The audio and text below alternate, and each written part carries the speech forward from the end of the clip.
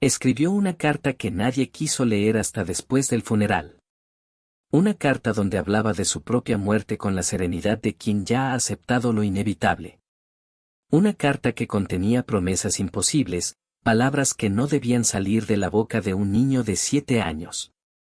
Y lo más perturbador de todo, después de su muerte, esas promesas comenzaron a cumplirse de formas que nadie podía explicar. Hoy vas a conocer la historia real de Mateo, el niño que supo que moriría y dejó atrás evidencia de que el amor verdadero no termina con el último aliento. Esta es una historia que te romperá el corazón, pero también te hará cuestionar todo lo que creías saber sobre la muerte y lo que viene después.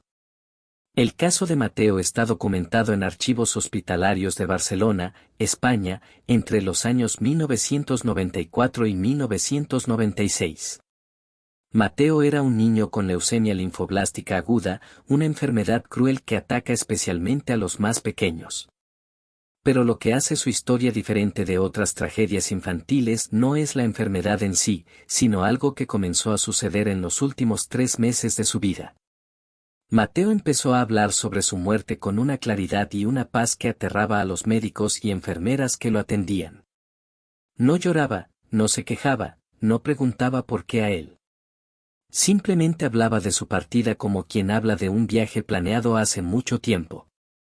Los registros médicos incluyen notas de la psicóloga del hospital, la doctora Carmen Valverde, quien tuvo múltiples sesiones con Mateo. En sus informes, ella describe cómo el niño le explicaba que había tenido sueños donde veía su propio funeral, donde escuchaba las conversaciones de su familia después de su muerte, donde observaba desde arriba cómo su madre lloraba sobre su cama vacía. Lo más inquietante es que Mateo no describía estos sueños como pesadillas. Los describía con ternura, como si fueran recuerdos de algo que ya había vivido. La doctora Valverde, profesional escéptica entrenada en psicología clínica, admitió en sus notas que nunca había experimentado un caso similar en 20 años de trabajo con niños terminales. Pero la carta. La carta es el núcleo de esta historia. 3 semanas antes de su muerte, Mateo pidió papel y lápices de colores. Se encerró en su habitación del hospital durante toda una tarde. Las enfermeras que pasaban por el pasillo escuchaban el sonido de su respiración trabajosa, interrumpida ocasionalmente por pausas largas, como si el niño estuviera pensando profundamente cada palabra. Cuando terminó, llamó a su madre, Elena Martínez, y le entregó un sobre sellado con cinta adhesiva y decorado con dibujos de estrellas y corazones. En el frente, con su letra temblorosa pero clara, había escrito, para mamá, papá, y mi hermana Lucía. Leer solo cuando yo ya no esté aquí. Es importante. Los amo. Mateo. Elena cuenta en entrevistas posteriores que su primera reacción fue llorar y negarse a tomar el sobre. Pero Mateo insistió con una firmeza que ella no le conocía. Mamá, tienes que guardarlo, le dijo. Prométeme que lo leerás cuando llegue el momento. Necesito que sepan algo importante. Elena guardó la carta en su bolso y trató de olvidarla, de convencerse de que su hijo se recuperaría, de que esa carta nunca tendría que ser abierta. Pero en el fondo de su corazón, algo le decía que Mateo sabía exactamente lo que estaba haciendo. Mateo falleció el 22 de diciembre de 1996, rodeado de su familia. Sus últimas palabras fueron, no se olviden de la carta. Es mi regalo de Navidad para ustedes. La familia, destrozada por el dolor, pasó la Navidad en un silencio sepulcral. Fue el 28 de diciembre cuando Elena finalmente encontró fuerzas para abrir el sobre. Lo que encontró dentro cambió su vida para siempre. La carta de Mateo no era una simple despedida. Era un mapa detallado de cómo seguiría cuidando a su familia desde donde quiera que estuviera. La carta comenzaba así, querida mamá, querido papá, querida Lucía. Sé que están tristes porque ya no estoy con ustedes en el cuerpo. Pero quiero que sepan algo que descubrí en mis sueños, yo no me voy de verdad. Voy a estar en lugares donde ustedes no me pueden ver, pero voy a seguir cuidándolos. Y para que sepan que soy yo, voy a dejarles señales. Mamá, cuando estés muy triste y necesites saber que estoy bien, va a sonar tu canción favorita en la radio, esa que bailábamos juntos. Papá, cuando tengas miedo de no poder seguir adelante, vas a encontrar plumas blancas en lugares extraños. Lucía, hermanita, cuando me extrañes mucho, tu lámpara de noche va a prenderse sola. No tengan miedo. Soy yo diciéndoles que los amo y que todo va a estar bien. Elena leyó la carta en voz alta mientras su esposo Rafael y su hija Lucía, de solo 5 años, escuchaban entre sollozos. Pensaron que era la forma hermosa de Mateo de despedirse, una fantasía reconfortante de un niño tratando de hacer menos dolorosa su partida. Pero entonces empezaron a suceder las cosas que Mateo había prometido. Y aquí es donde esta historia pasa de ser simplemente triste a ser absolutamente inexplicable. 2 días después del funeral, Elena estaba en la cocina preparando café, llorando en silencio mientras el resto de la casa dormía. Eran las 5 de la mañana. La radio estaba apagada, la casa completamente silenciosa. De repente, la radio se encendió sola. Elena se quedó paralizada. Y entonces comenzó a sonar la canción.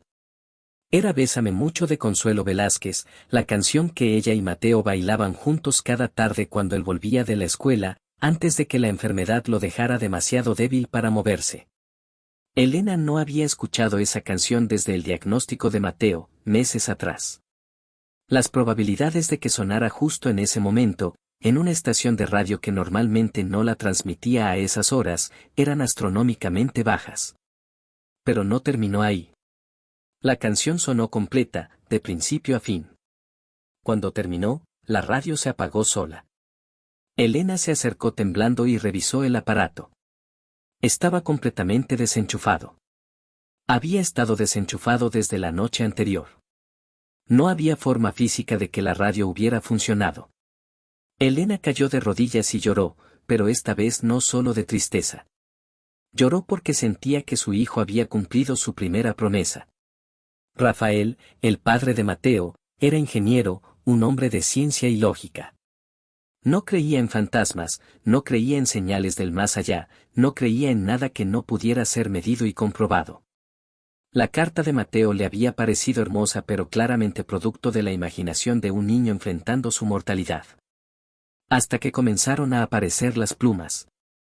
La primera apareció sobre su escritorio en el trabajo, una pluma blanca perfecta en medio de una oficina en el 10º piso de un edificio sin ventanas que se pudieran abrir. La segunda apareció dentro de su coche, sobre el asiento del conductor, después de una reunión particularmente difícil donde había considerado renunciar porque no podía concentrarse en el trabajo por el dolor. La tercera apareció en su almohada, la mañana después de un sueño donde Mateo le decía que todo iba a estar bien. Rafael comenzó a guardar las plumas en una caja. En 6 meses, había recolectado 17 plumas blancas que aparecían en los momentos exactos donde él más necesitaba sentir que su hijo seguía cerca. Cada vez que encontraba una, recordaba las palabras de la carta: papá, cuando tengas miedo de no poder seguir adelante, vas a encontrar plumas blancas en lugares extraños. Rafael, el escéptico, el científico, el hombre de lógica, admitió públicamente en una entrevista para el programa Misterios de la Tarde de Radio Barcelona en 1998 que no tenía explicación racional para las plumas. Y más importante aún, admitió que ya no necesitaba una explicación. Solo necesitaba creer que su hijo había encontrado una forma de cumplir su promesa.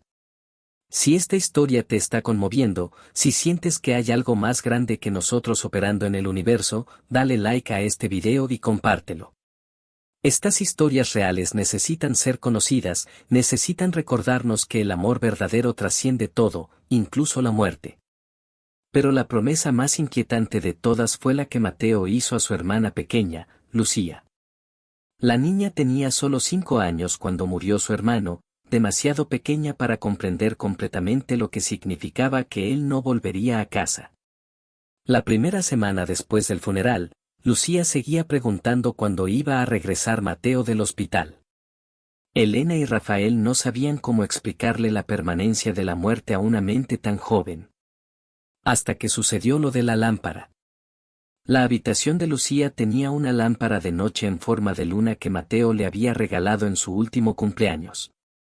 Era una lámpara simple, con un interruptor manual que tenías que girar para encenderla. No tenía control remoto, no tenía temporizador, no tenía ningún mecanismo que pudiera activarla automáticamente. 3 noches después del funeral, Lucía se despertó llorando en medio de la noche, llamando a su hermano.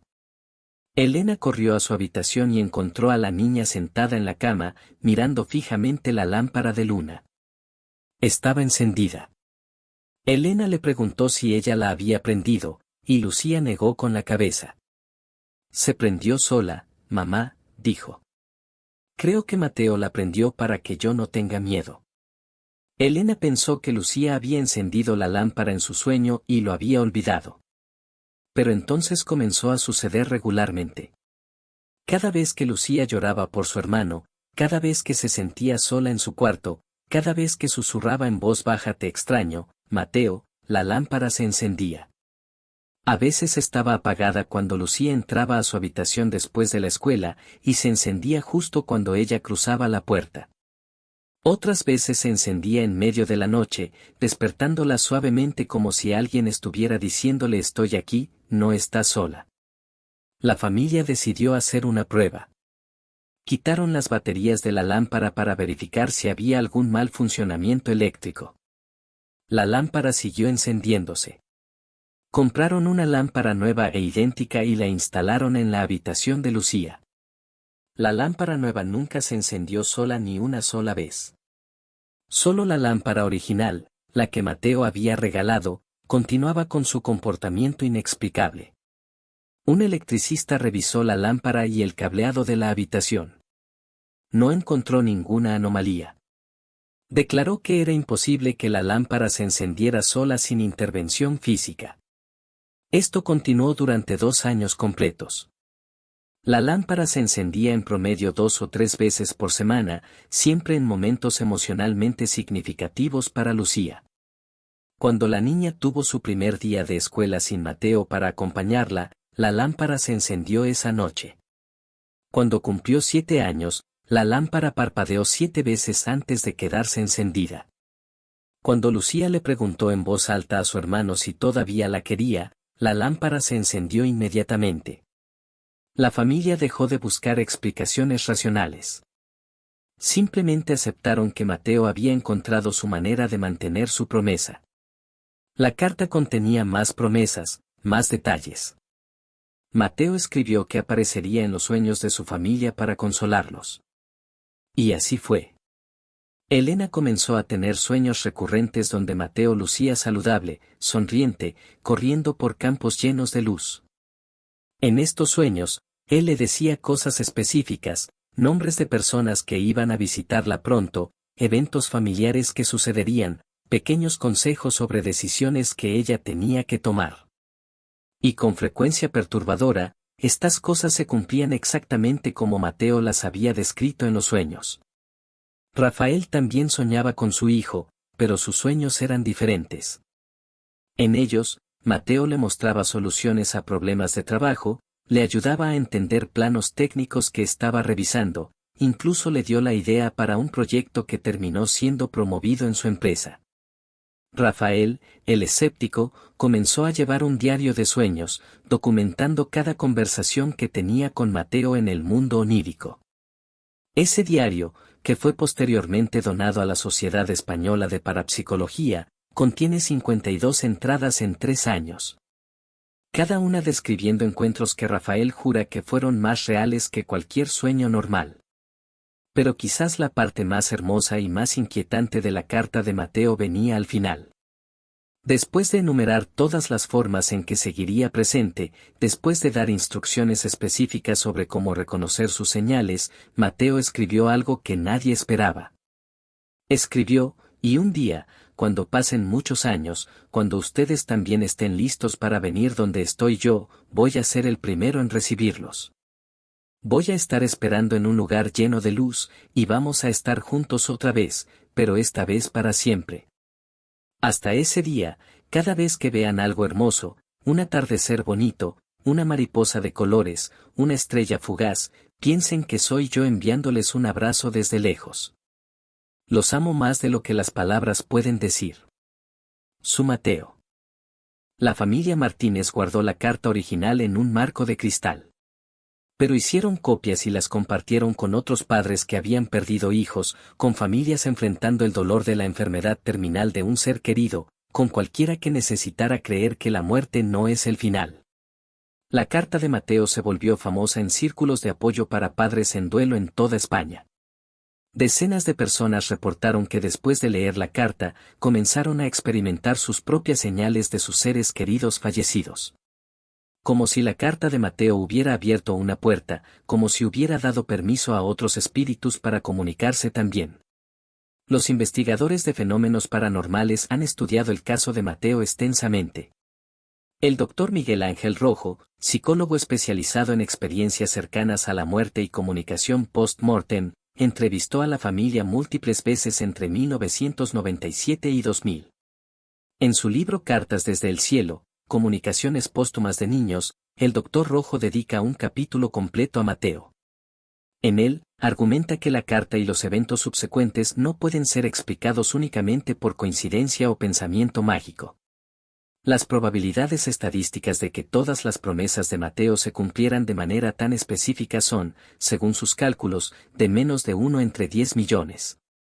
Escépticos, por supuesto, ofrecen explicaciones alternativas. Dicen que la familia, en su dolor, interpretó eventos normales como señales sobrenaturales. Que la radio pudo haberse encendido por un cortocircuito residual. Que las plumas llegaron volando por corrientes de aire que Rafael simplemente no notó. Que la lámpara tenía un defecto de fabricación que causaba que se encendiera intermitentemente. Que los sueños eran productos del subconsciente procesando el trauma.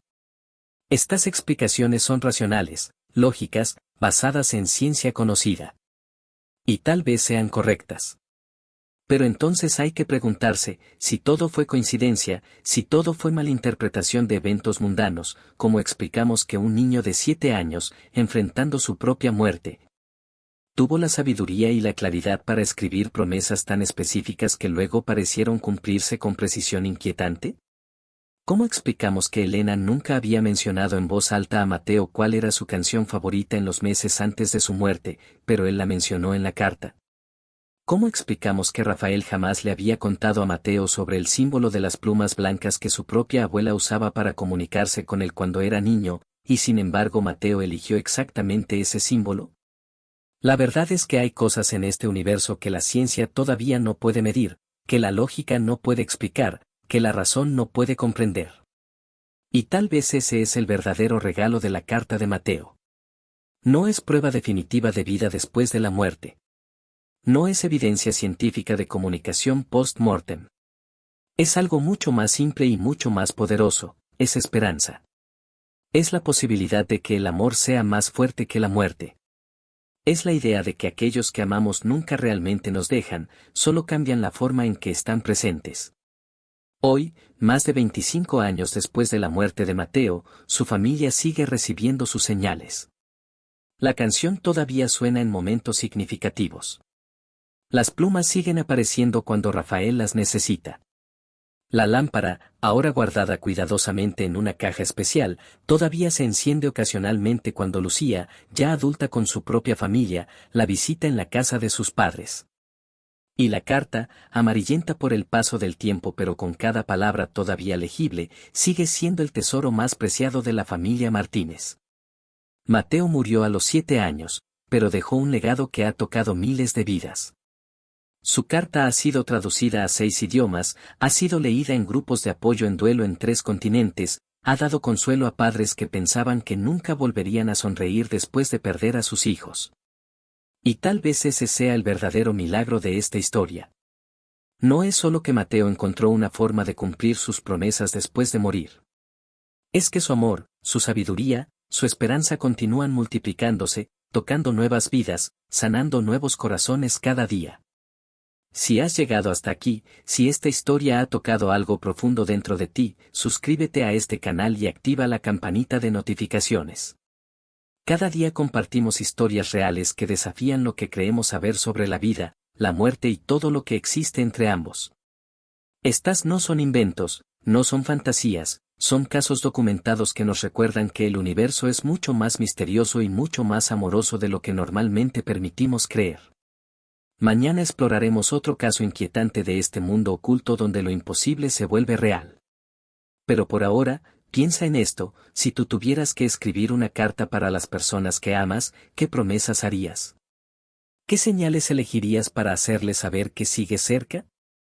Y más importante, ¿estás prestando atención a las señales que tal vez otros ya te están enviando desde el otro lado? La última carta de Mateo nos enseña que el amor verdadero no termina cuando el corazón deja de latir. Solo cambia de forma, se transforma, encuentra nuevos caminos para expresarse. Y si mantenemos nuestros corazones abiertos, si mantenemos nuestros ojos atentos, si mantenemos nuestra fe viva, esas señales están por todas partes. En una canción que suena en el momento exacto. En una pluma blanca que aparece de la nada. En una lámpara que se enciende sola para decirnos que no estamos solos. El amor encuentra su camino. Siempre lo hace. Nos vemos mañana.